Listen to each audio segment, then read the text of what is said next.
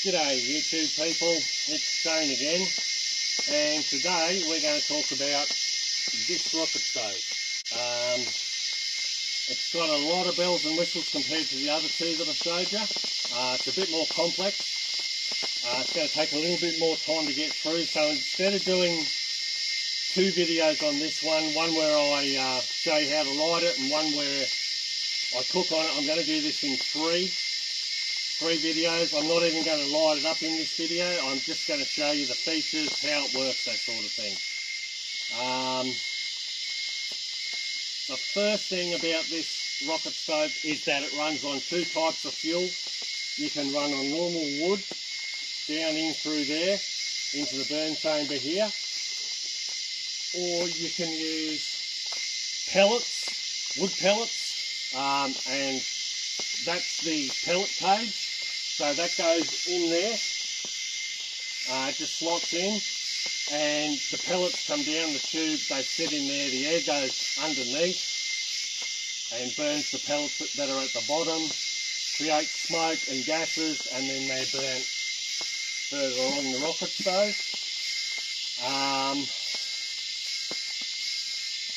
It's got, obviously, as you can see, a sight plate. That just makes it a little bit more easy to monitor how well your rocket stove's burning, and it's pleasing too. You can actually see the flames, and who doesn't like that? It's got a hot plate, so you can put your fry pan or your pot or even a couple on there. Obviously this corner is the hottest, that's where the flames are, and it gets cooler as you go around, so you just have to adjust. It's also got a pizza oven or a grill, so underneath there is getting hot by the flames, and you can put your pizzas in there, which is nice. I'll definitely show you an example of that. Now it's also got, on this one, a water heater attachment, so you can run it without the water attachment on it, but basically it works on thermal siphoning.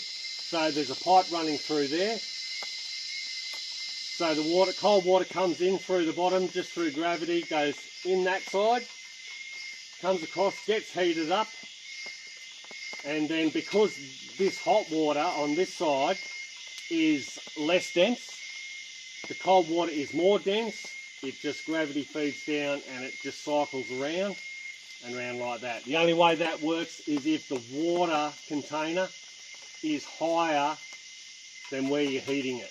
I'll probably get into that in a bit more depth in a further video.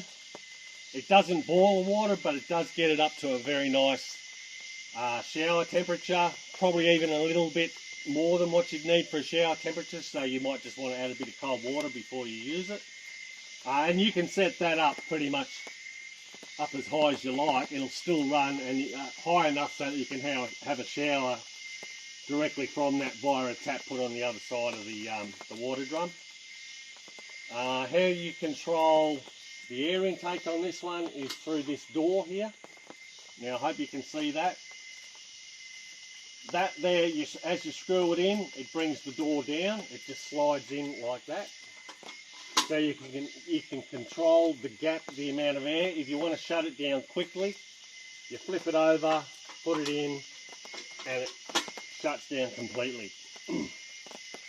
Now this here, I call it the carburetor, because what it does, it controls, you get stuff burning in here creating smoke, and as I've said in past videos, that smoke contains volatile gases that burn. This allows you to control the amount of air coming in to help those gases burn. It doesn't really make a huge difference when you're using it on wood, although it does just a bit, so you can play with it there. But on wood pellets, which burn a lot hotter too, by the way, that's critical. You have a gap of about that, probably 3 or 4 mil, seems to be the sweet spot. If you take it off completely, it really slows down the fire a lot, and if you shut it off completely, it does the same thing, just sort of slows it right down. But I'll show you that in a further video in more detail. at the start of this video, or somewhere in the video, probably maybe now, I'll put in some photos. That there is a chimney extension. That you need that to run. It won't run with that short little chimney. Well, but not efficiently. There's a second, excuse me, second chimney extension, which is like an optional extra. I highly recommend that you would get that because it just creates a bigger draw. But if you want to use, if you take that second chimney extension off, you can use this one. You can fit a trivet. It just clicks in there.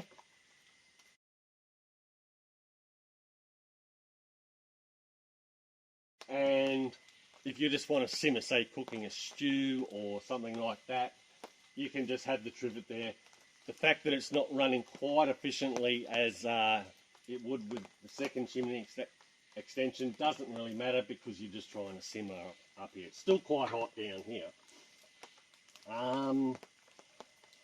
Okay, with this one comes the grates that I've discussed in the last ones. They fit in permanently. With this stove, because we're burning wood and we're burning pellets,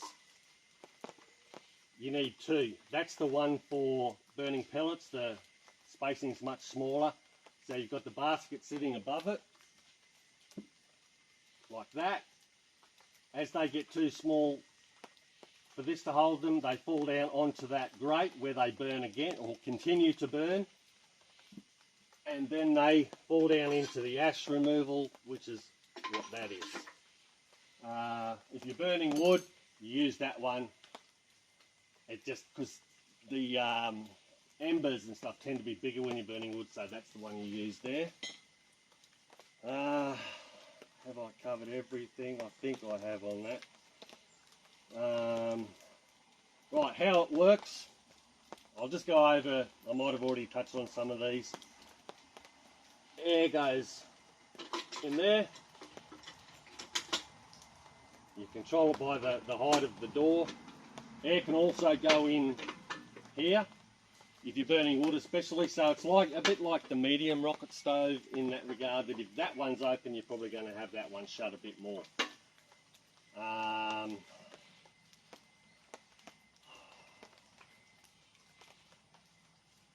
Alright, I've showed you, I'm just going off some notes here, I just don't want to forget anything. Oh yeah, the glass, the sight glass there, it's easily removed for cleaning. You just undo those nuts, you just put them up on there finger tight, you just undo both of those nuts, take off that cover, and the glass just pops out nice and simple. I think I'm trying to keep this video as short as possible. Because like I said, there's another two coming where I'll actually do some cooking demonstrations and show you how to light it. Yeah, so the next two videos will be exactly that. I'll show you how to light them and then give you some a cooking demo. I definitely will show you how you do pizzas because it does them really well. It does great toast too. On similar versions to this stove without the water heater attached, I've grilled lamb chops in there. Beautiful. Now, before I go, I just want to briefly mention what my next project is. It's not my next video necessarily, but it's my next project, and it's going to be a designated or purpose-built water heater. It's built purely for heating water. You may or may not have a cooking space on it, probably not, but depending on how you use it. What I'm aiming for then is to heat a large drum, say 100 or even a 200 litre drum. That's 25 litres too, by the way, that little one there. Yeah, I want to heat that 200 litre or 100 litre drum, whatever, as quickly as possible. I'm thinking at this stage thermal siphoning is probably going to be the way to go. I think that will still work. If not, you might have to use a little 12 volt pump, but anyway, I'm going to find that out as I build it. I've got the design pretty much in my head and I'm really hoping it works. I'm pretty excited about that actually, because with the cost of fuel in general gas and electricity and price rises in general, it's going to be a good, cheap way to heat your water. I'm certainly going to install it into our place. I think it'll be great. Anyway, that's it for now. Thanks for watching, and let me know what you think. Any suggestions, ideas, just put them down below, and I will certainly reply to anything that you put there. Thank you, bye.